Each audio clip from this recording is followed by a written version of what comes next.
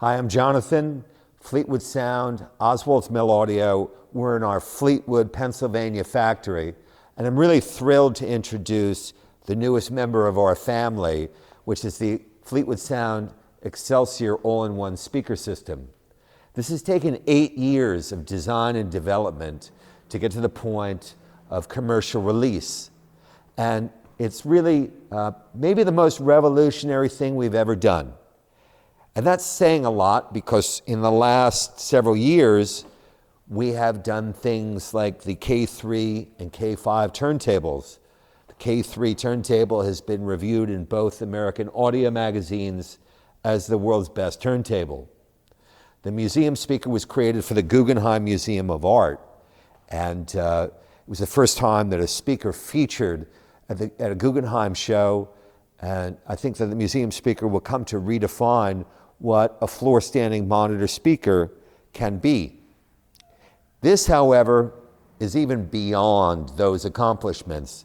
This is so off the map, I don't know exactly where to begin, except to say that this is essentially us shrinking down everything good that we did in OMA, huge horn-loaded loudspeakers, ultra-high quality tube audio components. We shrunk all of this down into this very diminutive but beautifully made package. I'll do in subsequent videos unboxing, what's inside, how it's made. But for now, I think the important thing is to look at what is this thing and a brief overview of how it works. With this system, you don't need anything else. There is a power supply that comes with the speaker. It's made in this really beautiful, it's very heavy because it's got a transformer inside, this really beautiful phenolic enclosure. It's completely hand-built by us. But this requires nothing else. If you have a turntable, you can connect it to this. It has its own phono stage.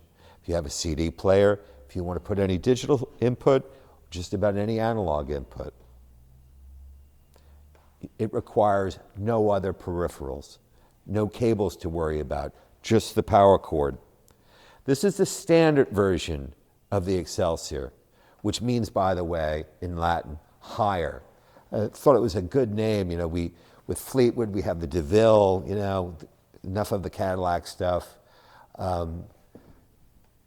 It's also apparently a poem that has been described, it's by Wordsworth, I think, Longfellow, as a poem of doomed idealism. And that sounds really good to me. This is the fancy version. This is the SQ, superior quality, like they did on Swiss watches a long time ago, the SQ designation. So this is the more expensive version of the Excelsior, and it has these oversized, solid bronze horns. These are cast from 3D printed sand molds and then hand polished and lacquered, upgraded wiring, other components, and you have the option of very special woods, for example, walnut from ancient trees here in Pennsylvania that was in houses that were 200 to 300 years old, and we get the beams and recut the wood so that we can make, for example, the speaker body. You'll see that later. The floor stand is one option. This is cast iron, and then the same wood that the speaker is made out of. The speaker comes with standard these phenolic legs. And there's also a wall mount. So essentially, there's no way that you can't use these speakers. You could pick this up and move it into another room, but you can also mount it onto the wall, and you have the floor stand. We wanted to make it as flexible as possible.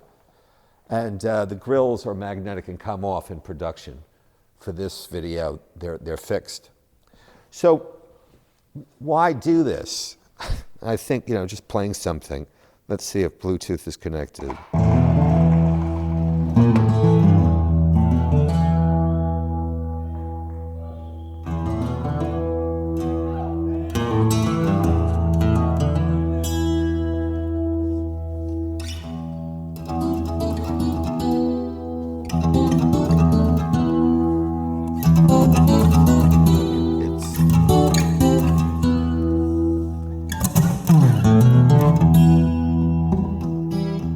wherever you are in the room, wherever you are in the room, it's perfect even coverage. This thing will play so loud that, you know, this is a 5,000 square foot room. This will play at 110 dB easily, maybe 115. I think we've really even measured that. It'll play any kind of music. It has amazing bass. So, you know, you have the most natural, beautiful tonality to the music. You have the dynamics that our big horn systems have, that natural quality that's absent in virtually all commercial audio. And then it will play as loud as you want with no distortion. I don't know what's left in terms of goals to accomplish on any speaker system, but certainly one that's this big, it's remarkable even by my standards.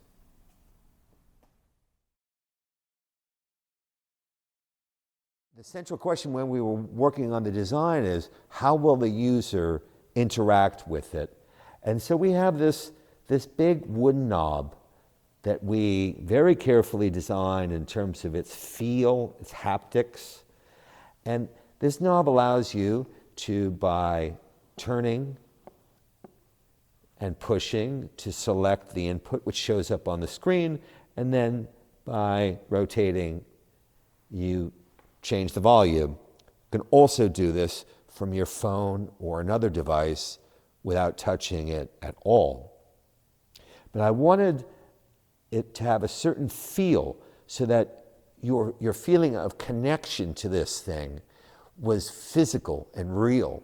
I feel that one of the problems that we have with our technology, and certainly our consumer electronics technology, is that it's out of touch with our physical being. And what does this thing do?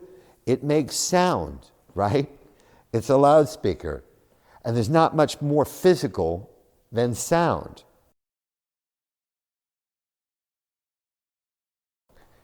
Back here, if you come back here, you'll see all the different inputs.